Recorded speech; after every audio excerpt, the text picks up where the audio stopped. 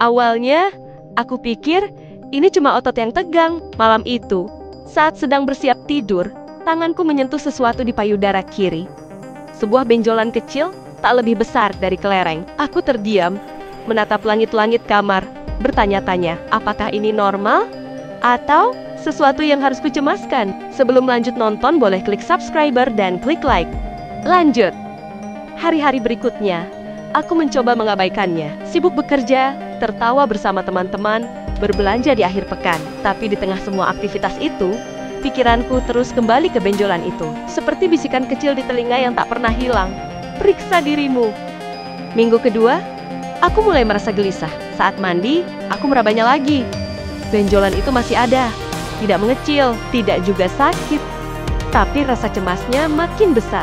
Aku teringat cerita-cerita di berita, di media sosial. Wanita-wanita yang awalnya mengira itu bukan apa-apa, sampai akhirnya terlambat.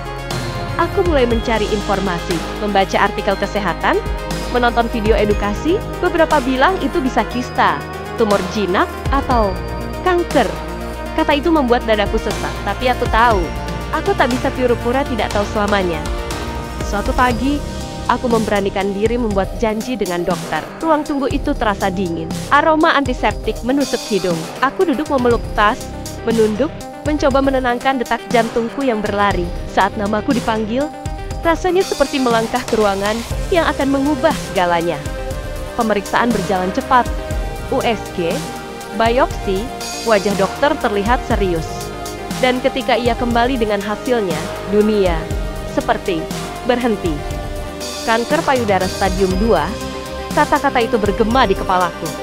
Seperti ada dinding kaca yang memisahkanku dari dunia nyata. Suara dokter terdengar jauh, menjelaskan tahap pengobatan, peluang kesembuhan, dan langkah selanjutnya. Tapi aku hanya memikirkan satu hal. Apakah aku akan kehilangan hidupku? Malam itu, aku menangis. Bukan hanya karena takut mati, tapi karena aku takut meninggalkan orang-orang yang kucintai. Esoknya, aku duduk bersama keluargaku. Tanganku dingin, suaraku bergetar saat bercerita. Ibu memelukku erat, mencoba menahan air mata. Ayah terdiam, menatap lantai, lalu berkata pelan, kita akan hadapi ini bersama. Saat itu, aku tahu, aku tidak sendirian. Hari pertama kemoterapi, aku duduk di kursi rumah sakit, memandangi cairan yang mengalir ke tubuhku. Aku merasa seperti menyerahkan diri pada sesuatu yang tak pasti. Rambutku mulai rontok di minggu ketiga. Tubuhku lemah, mual tak tertahankan. Tapi setiap kali aku ingin menyerah, aku mengingat janji kepada keluargaku bahwa aku akan berjuang. Ada malam-malam di mana aku duduk di lantai kamar, menatap helai rambut di tanganku, menangis sampai bahuku bergetar. Aku merasa kehilangan bagian dari diriku. Tapi di tengah kesedihan itu, ada pelukan hangat dari ibu, ada tawa kecil dari adik yang mengingatkanku untuk tetap bertahan.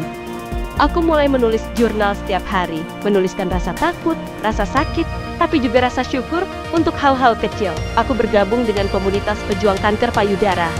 Mendengar kisah mereka yang sudah pulih, mereka memberiku harapan bahwa badai ini bisa berlalu.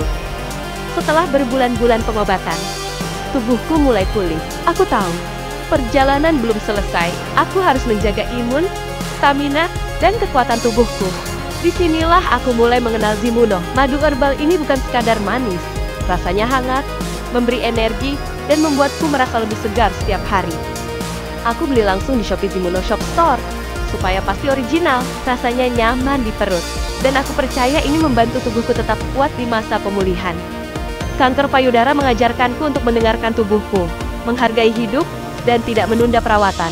Jika kamu atau orang yang kamu cintai sedang berjuang, ingatlah, harapan selalu ada. Jaga imun, jaga tubuh, dan teruslah melangkah.